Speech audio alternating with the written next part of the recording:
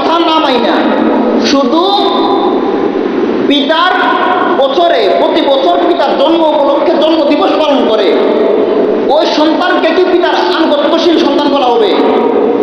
যে সন্তান পিতার কথাবার্তা মানে না, যে সন্তান পিতার কথাবার্তা কথা মতো চলে না, পিতার খেদমত করে না, শুধুমাত্র বছরে একদিন পিতার জন্ম দিবস পালন করে, ওই সন্তানকে কি পিতার আনুগত্যশীল সন্তান বলা হবে?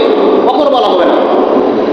এখন যেই লোকটা ফরজ নামাজ ঠিকমতো করে না, যে লোকটা সুন্নত ঠিকমতো আদায় করে না, তার মধ্যে সুন্নতি লেবাস নাই, তার মুখের মধ্যে সুন্নতি দাড়ি নাই, ওই লোকটাই 12 রবিউল আউয়ালের মধ্যে ঈদ মিলাদুন নবী পালন করে নিজেকে আশিক রাসূল দাবি করে।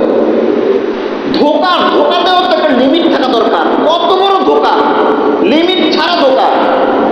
মুখের মধ্যে দাড়ি নাই, সুন্নতি লেবাস নাই, সে কিভাবে আশিক রাসূল হয়? যদি রাসূলের সুন্নাহের একটা আশিকও হয়, তাহলে তার তো উচিত ছিল মুখের মধ্যে সুন্নতি দাড়ি রাখা, তার তো উচিত ছিল সুন্নতি লেবাস পরা, তার তো উচিত ছিল সুন্নতের প্রতি মনোযোগ দেওয়া, ফরজের প্রতি মনোযোগ দেওয়া।